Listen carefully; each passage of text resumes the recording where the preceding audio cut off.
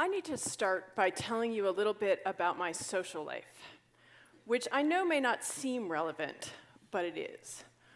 When people meet me at parties and they find out that I'm an English professor who specializes in language, they generally have one of two reactions. One set of people look frightened. They often say something like, "Oh, I better be careful what I say. I'm sure you'll hear every mistake I make." And then they stop talking. And they wait for me to go away and talk to someone else. The other set of people, their eyes light up, and they say, "You are just the person I want to talk to." And then they tell me about whatever it is they think is going wrong with the English language. A couple of weeks ago, I was at a dinner party, and the man to my right started telling me about all the ways that the internet is degrading the English language. He brought up Facebook, and he said, "To defriend? I mean, is that even a real word?" I want to pause on that question. What makes a word real? My dinner companion and I both know what the verb defriend means. So when does a new word like defriend become real? Who has the authority to make those kinds of official decisions about words anyway? Those are the questions I want to talk about today. I think most people, when they say a word isn't real, what they mean is it doesn't appear in a standard dictionary.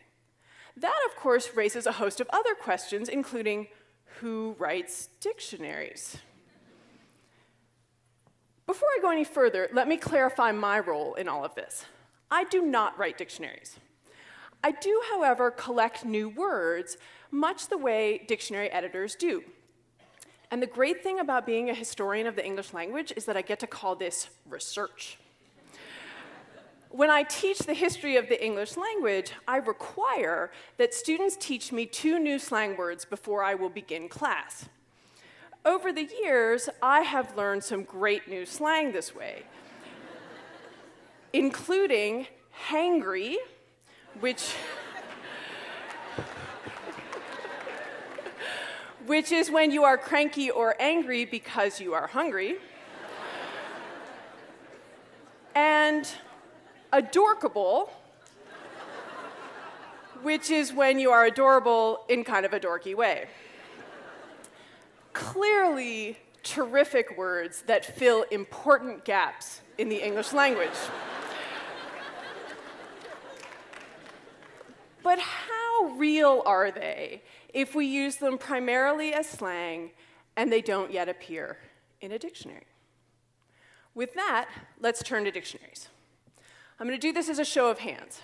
How many of you still regularly refer to a dictionary, either print or online? Okay, so that looks like most of you. Now, a second question, again a show of hands. How many of you have ever looked to see who edited the dictionary you are using? Okay, many fewer. At some level, we know that there are human hands behind dictionaries, but we're really not sure who those hands belong to. I'm actually fascinated by this. Even the most critical people out there tend not to be very critical about dictionaries, not distinguishing among them and not asking a whole lot of questions about who edited them. Just think about the phrase, "look it up in the dictionary," which suggests that all dictionaries are exactly the same. Consider the library here on campus, where you go into the reading room and there is a large unabridged dictionary up on a pedestal in this place of honor and respect, lying open so we can go stand before it to get answers. Now, don't get me wrong, dictionaries are fantastic resources, but they are human and they are not timeless. I'm struck as a teacher that we tell students to critically question every text they read, every website they visit, except dictionaries, which we tend to treat as unauthored, as if they came from nowhere to give us answers about what words really mean. here's the thing. If you ask dictionary editors, what they'll tell you is they're just trying to keep up with us as we change the language. They're watching what we say and what we write and trying to figure out what's going to stick and what's not going to stick. They have to gamble because they want to appear cutting edge and catch the words that are going to make it, such as LOL. But they don't want to appear faddish and include the words that aren't going to make it. And I think a word that they're watching right now is YOLO. You only live once. Now, I get to hang out with dictionary editors, and you might be surprised by one of the places where we hang out. Every January, we go to the American Dialect Society annual meeting, where, among other things, we vote on the word of the year. There are about 200 or 300 people who come, some of the best-known linguists in the United States. To give you a sense of the flavor of the meeting, it occurs right before happy hour. Anyone who comes can vote. The most important rule is that you can vote with only one hand. In the past, some of the winners have been tweet in 2009 and hashtag in 2012. Chad was the word of the year in the year 2000 because who knew what a Chad was before 2000, and WMD in 2002. Now, we have other categories in which we vote too, and my favorite category is most creative word of the year. Past winners in this category have included recombobulation area, which is at the Milwaukee airport after security where you can recombobulate. You can put your belt back on, put your computer back in your bag. And then my all-time favorite word at this vote, which is multi-slacking. And multi-slacking is the act of having multiple windows up on your screen so it looks like you're working when you're actually goofing around on the web.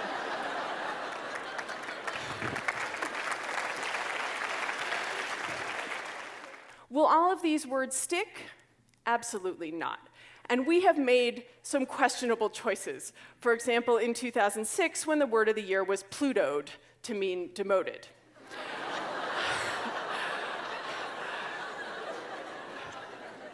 But some of the past winners now seem completely unremarkable, such as app, and E as a prefix, and Google as a verb. Now, a few weeks before our vote, Lake Superior State University issues its list of banished words for the year. What is striking about this is that there's actually often quite a lot of overlap between their list and the list that we are considering for words of the year. And this is because we're noticing the same thing. We're noticing words that are coming into prominence. It's really a question of attitude. Are you bothered by language fads and language change, or do you find it fun, interesting, something worthy of study as part of a living language?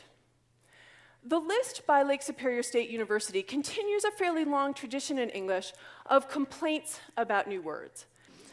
So here is Dean Henry Alford in 1875, who was very concerned that desirability is really a terrible word. And reliable is really not so good, but you don't need a word because trustworthy takes care of it. In 1760, Benjamin Franklin wrote a letter to David Hume, giving up the word colonize as bad. Over the years, we've also seen worries about new pronunciations. Here is Samuel Rogers in 1855, who's concerned about some fashionable pronunciations that he finds offensive, and he says, "As if contemplate were not bad enough, balcony makes me sick." The word is borrowed in from Italian, and it was pronounced balcony. These complaints now strike us as quaint, if not downright adorable. But here's the thing. We still get quite worked up about language change.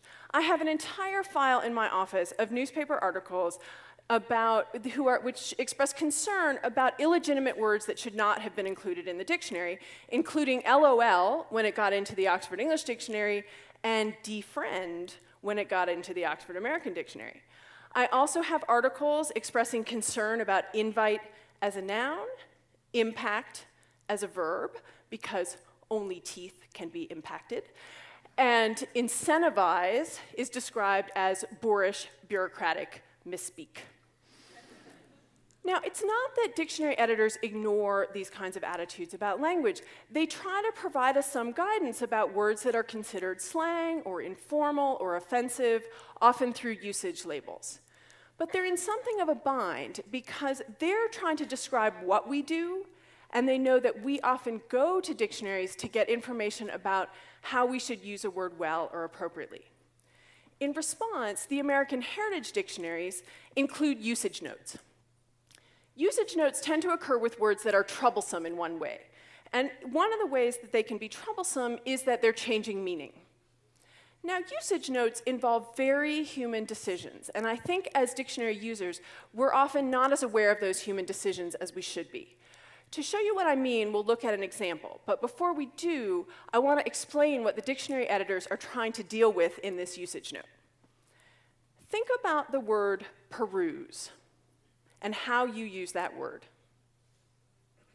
I would guess many of you are thinking of skim, scan, reading quickly. Some of you may even have some walking involved because you're perusing grocery store shelves, or something like that. You might be surprised to learn that if you look in most standard dictionaries, the first definition will be to read carefully or pore over. American Heritage has that as the first definition. They then have as the second definition, skim, and next to that they say, usage problem. And then they include a usage note, which is worth looking at. So here's the usage note. Peruse has long meant to read thoroughly, but the word is often used more loosely to mean simply to read. Further extension of the word to mean to glance over or skim has traditionally been considered an error.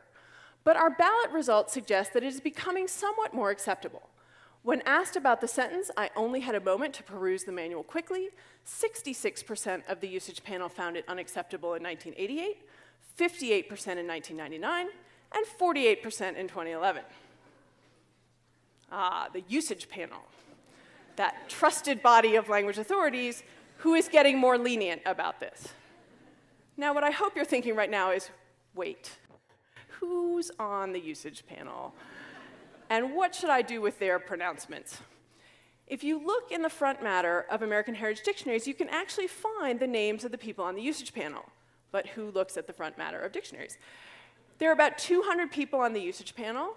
They include academicians, journalists, creative writers, there's a Supreme Court justice on it, and a few linguists.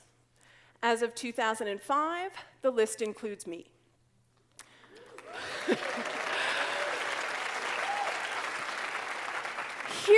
Here's what we can do for you. We can give you a sense of the range of opinions about contested usage. That is and should be the extent of our authority. We are not a language academy. About once a year, I get a ballot that asks me about whether new uses, new pronunciations, new meanings are acceptable. Now, here's what I do to fill out the ballot.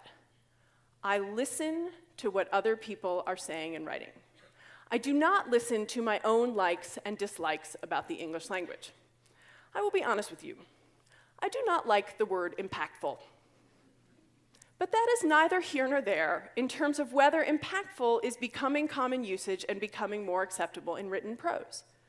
So to be responsible, what I do is go look at usage, which often involves going to look at online databases such as Google Books. Well, if you look for impactful in Google Books, here's what you find.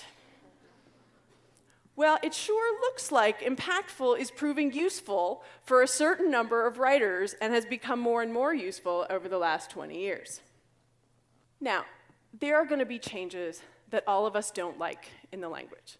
There are going to be changes where you think, really? Does the language have to change that way? What I'm saying is we should be less quick to decide that that change is terrible. We should be less quick to impose our likes and dislikes about words on other people. And we should be entirely reluctant to think that the English language is in trouble. It's not. It is rich and vibrant and filled with the creativity of the speakers who speak it. In retrospect, we think it's fascinating that the word nice used to mean silly, and that the word decimate used to mean to kill 1 in every 10.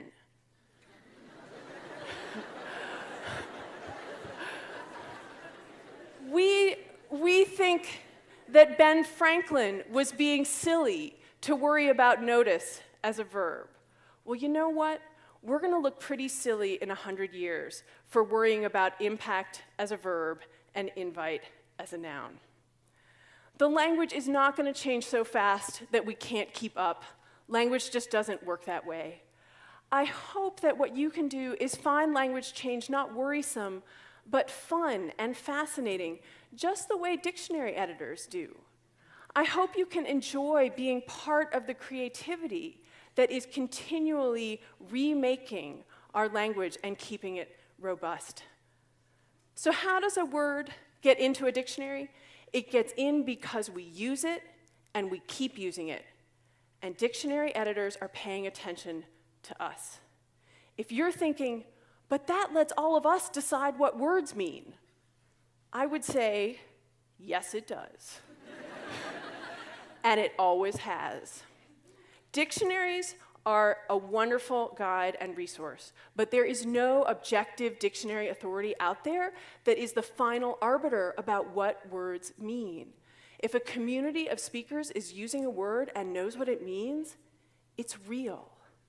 That word might be slangy, that word might be informal, that word might be a word that you think is illogical or unnecessary, but that word that we're using, that word is real.